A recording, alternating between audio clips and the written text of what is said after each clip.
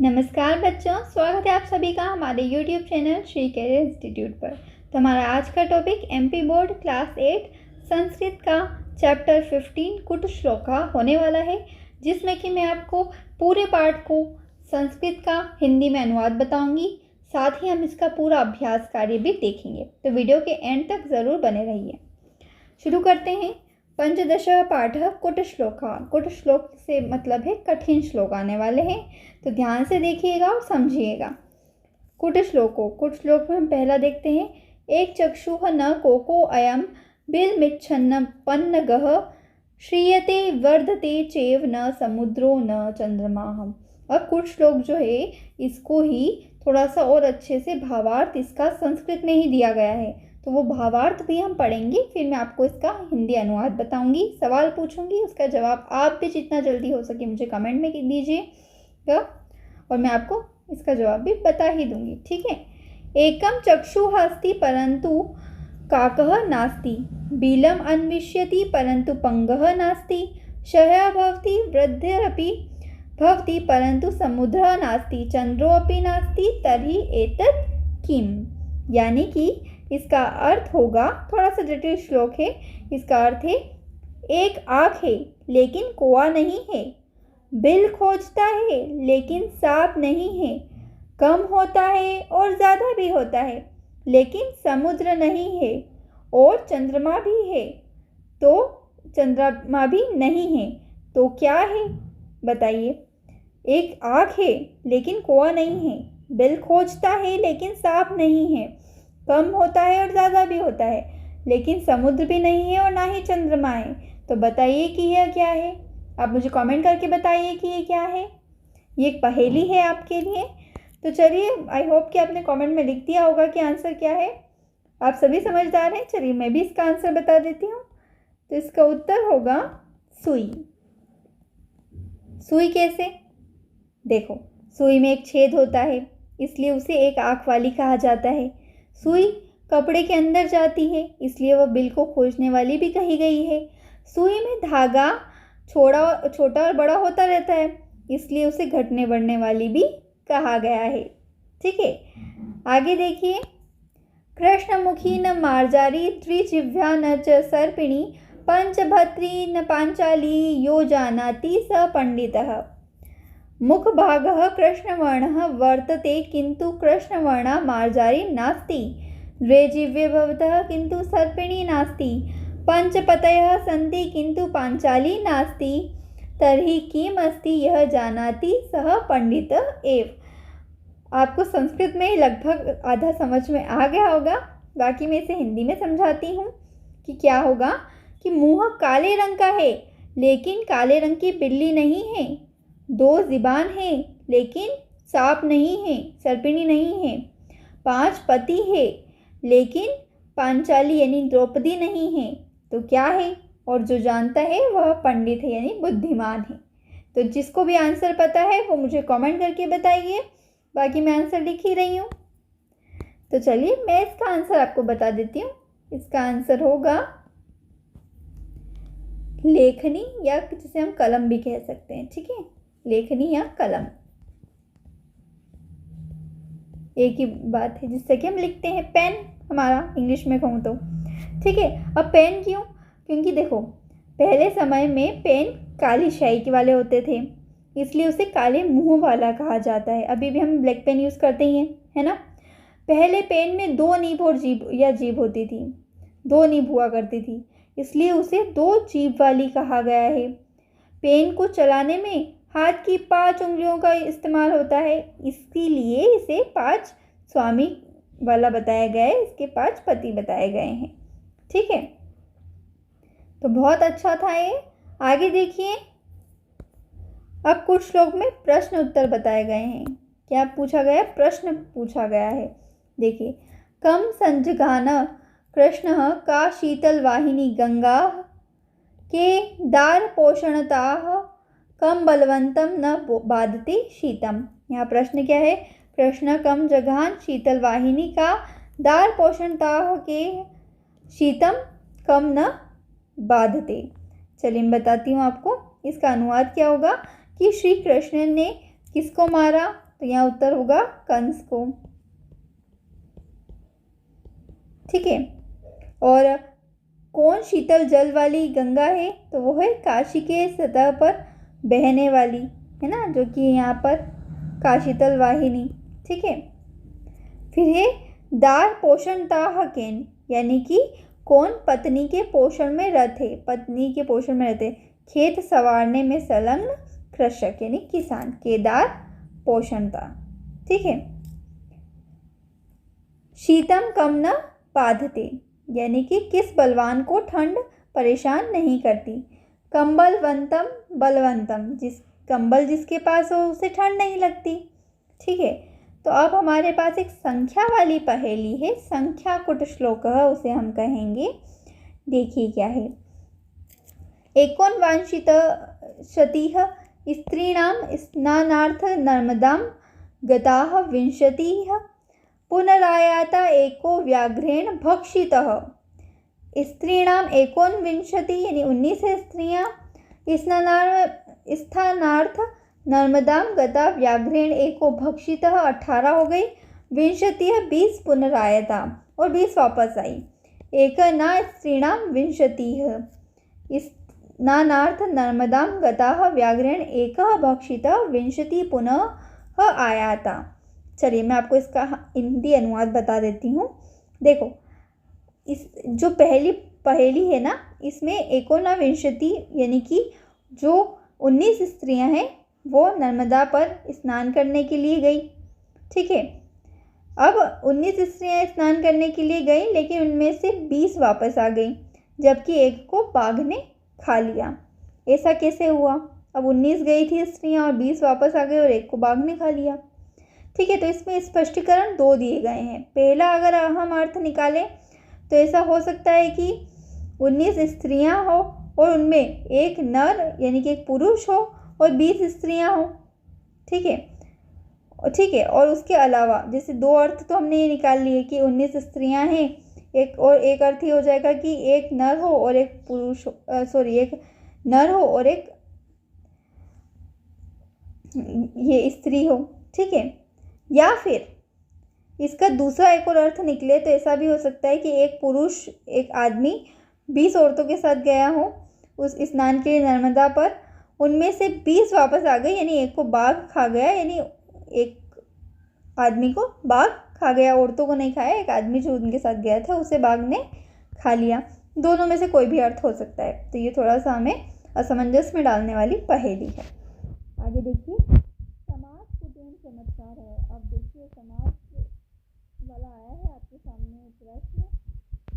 इस तरीके से हमारे पूरे इस पाठ में हम प्रश्नों के उत्तर दिए जा रहे हैं, क्योंकि यही पहेलियाँ जिनका हमें उत्तर देना है, तभी हम समझ पाएंगे। ठीक है। तो समाज का चमत्कार देखिए।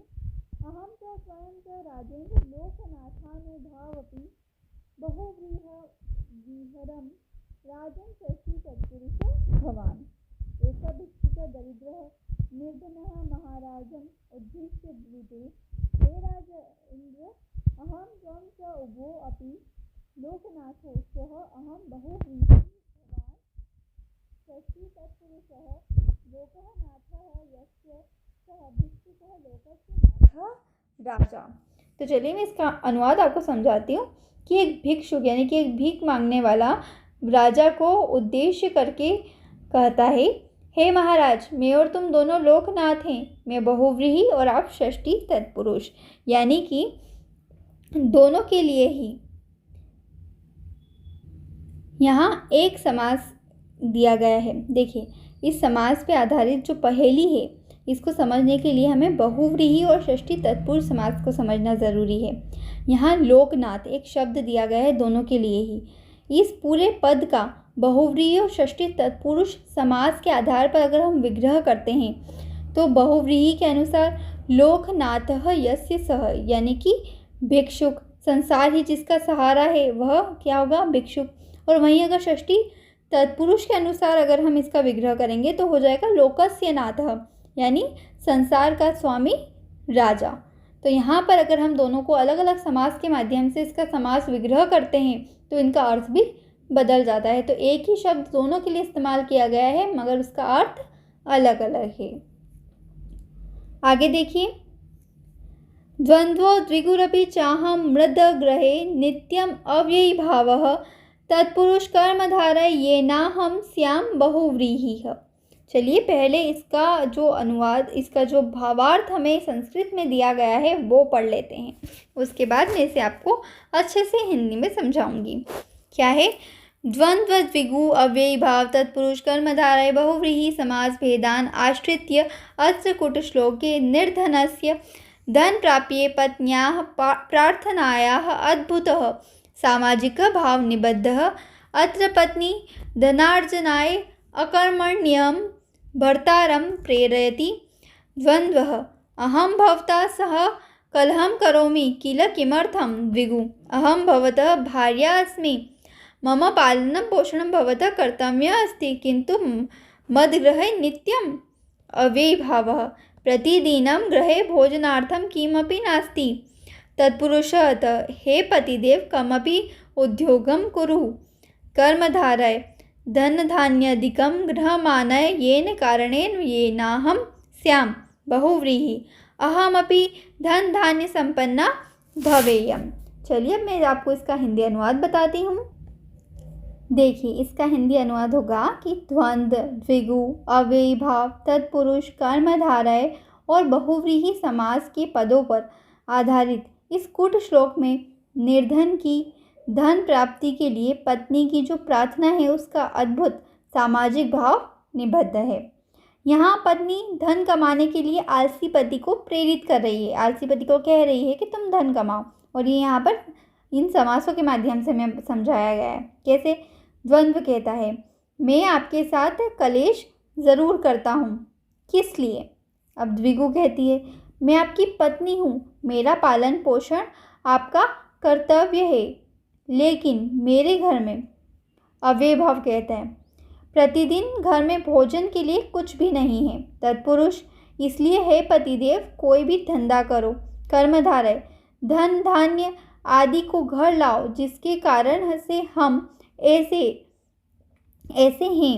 यानी कि बहुव्रीहि कहता है कि मुझे भी धन धान्य से संपन्न होना चाहिए।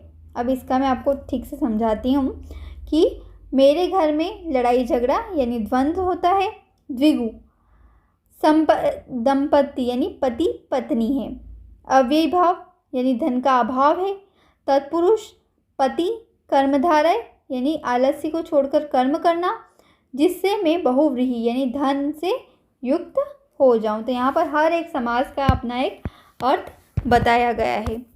आगे देखिए, शंकरम पतितं दृष्ट्वा पार्वती हर्ष निर्भरा रुरुद्रु पनगाः सर्वे हा हा शंकर शंकर। ठीक है, तो इसका पहले हमें इसका अनुवाद देख लेते हैं संस्कृत में। अत्रापि श्लेष द्वारा अर्थ बोध्य। चलिए मैं आपको ठीक से इसका अनुवाद हिंदी में भी समझाई देती हूँ। यहाँ भी श्लेष द्वारा अर्थ समझने योग्य है। ठीक है, यानी पहले जैसे हमने अर्थ समझा था ना, वैसे ही हमें यहाँ भी अर्थ को समझना होगा। शंकरम पतितं दृष्ट्वा पार्वती प्रसन्ना भवती सर्वाः दुखिताः जाता। यानी शंकर को गिरा हुआ देखकर पार्वती प्रसन्न होती है, सभी दुखी हो जाते हैं। अत्र शंकर शब्दे पार्वती शब्दे च श्लेष, और यहाँ पर शंकर शब्द में और पार्वती शब्द में श्लेष है।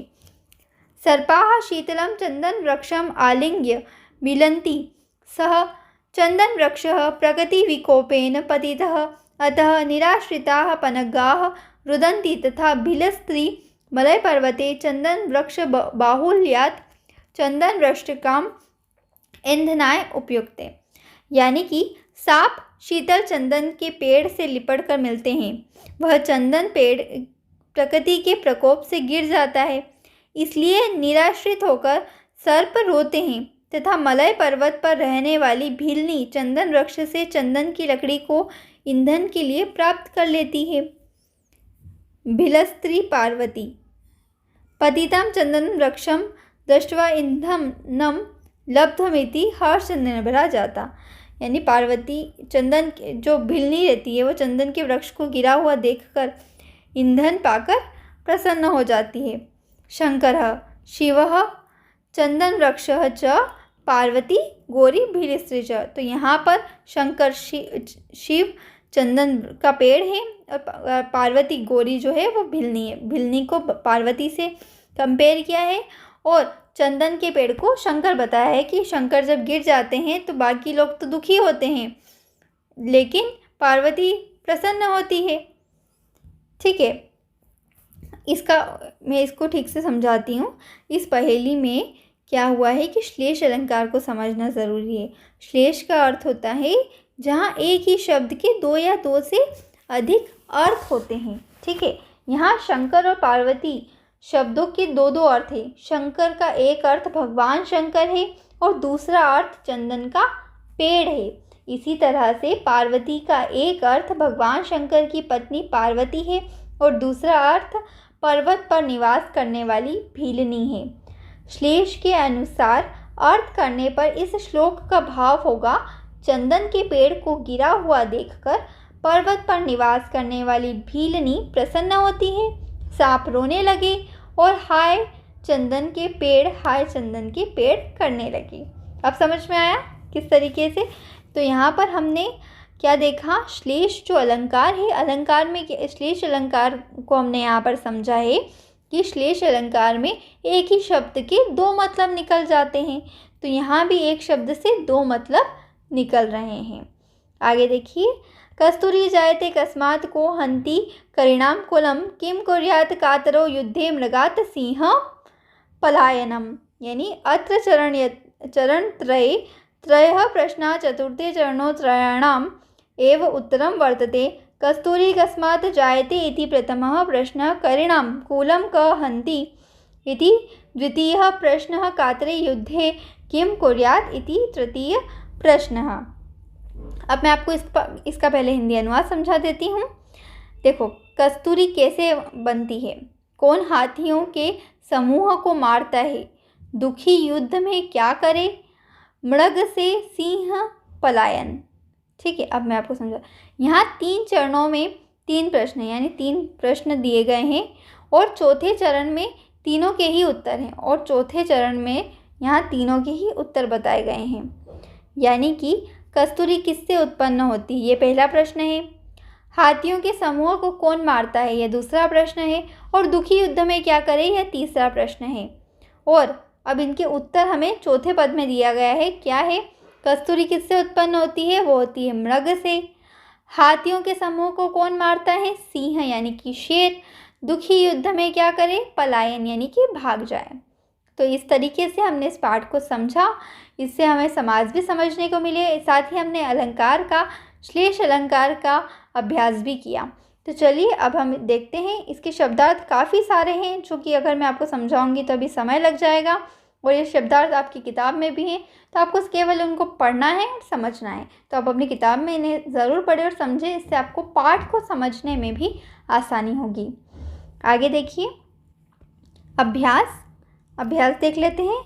एक पदेन उत्तर, एक पदेन में हमें एक पद में यानी कि एक शब्द में उत्तर लिखना होता है। पहला है प्रथमायाः प्रहेलिकाः याः उत्तरम किम, यानी पहली पहेली का उत्तर क्या है, तो क्या था, सूची यानी कि सोई।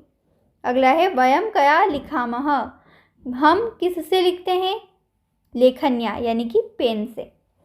कंसम कह संघजान, कंस को किसने मारा, कृष्ण ने।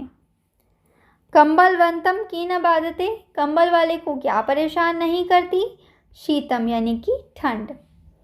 कति स्त्रियः स्नानार्थ नर्मदाम गाता, कितनी स्त्रियां स्नान के लिए नर्मदा पर गईं, तो गई थी 20 यानी कि 20। अगला है करिणाम कुलम को हंती, यानी हाथियों के समूह को कौन मारता है, तो वो मारता है सिंह यानी शेर। अगला है एक वाक्येन उत्तरम लिखत, एक वाक्य में हमें उत्तर लिखना है। पहला है लेखन्याः स्वरूपम किन, यानी पेन का स्वरूप कैसा है। कृष्णमुखी द्विजिह्वा पंचभी च इति लेखन्या स्वरूपम, यानी कि मुंह काला, 2 जीभ और 5 उंगलियों से चलना, ऐसा पेन का स्वरूप है। अगला है सूच्या किम लक्षणम, सुई का लक्षण क्या है। एक चक्षु बिलम इच्छति शीयते वर्धते च इति शुच्याः लक्षणम। एक आँख होती है, बिल को खोजती है और घटती बढ़ती रहती है, यह सुई का लक्षण है। अगला है काशीतल वाहिनी का, यानी कि काशी की सतह पर बहने वाली कौन है, वो है काशीतल वाहिनी गंगा। काशी की सतह पर बहने वाली गंगा है। शीतम कम न बाधते, ठंड किसको परेशान नहीं करती। शीतम कंबल वंतम न बाधते, कंबल जिसके पास हो उसे ठंड परेशान नहीं करती। नर्मदायाः कति स्त्रियः पुनरायाताः, नर्मदा से कितनी स्त्रियां वापस आईं। नर्मदायाः विंशतिः स्त्रियः पुनरायाताः, नर्मदा से 20 स्त्रियां वापस आई। शंकरम पतितं दृष्ट्वा पार्वती कीदृशी भवति, शंकर को गिरा हुआ देखकर पार्वती कैसी होती हैं। हर्ष निर्भरा, कीदृशी की जगह हमें हर्ष निर्भर लिखना है, पूरा प्रश्न में से लिखना है। शंकर को गिरा हुआ देखकर पार्वती प्रसन्न होती है। चलिए अगला प्रश्न क्या है, युग्म मेलन करना है यानी जोड़ी मिलानी है। कंसम जघान तो हो जाएगा कृष्ण, शीतलवाहिनी गंगा, लोकनाथः यस्य सः तो हो जाएगा भिक्षुकः, कातरः युद्धे कुयात तो ये हो जाएगा पलायनम, लोकस्य नाथः तो हो जाएगा राजा, शीतम न बाधते कंबलवंतम, कस्तूरी कस्मात् जायते मृगात। ठीक है, आगे देखिए रिक्त स्थान हमें भरने जो मैंने आपके लिए भर रखे हैं। देखिए कंसम जघान कृष्ण, कंबलवंतम न बाधते शीतम, तत्पुरुष कर्मधारा ये नाहम श्याम बहुव्रीहि, शंकरम पतितं दृष्ट्वा पन्नगाः रुरुद्धः, मदगेहे नित्यम अव्ययभाव। ठीक है, तो ये हमने अपने जो रिक्त स्थान थे वो भी हमने भर लिए। आगे देखिए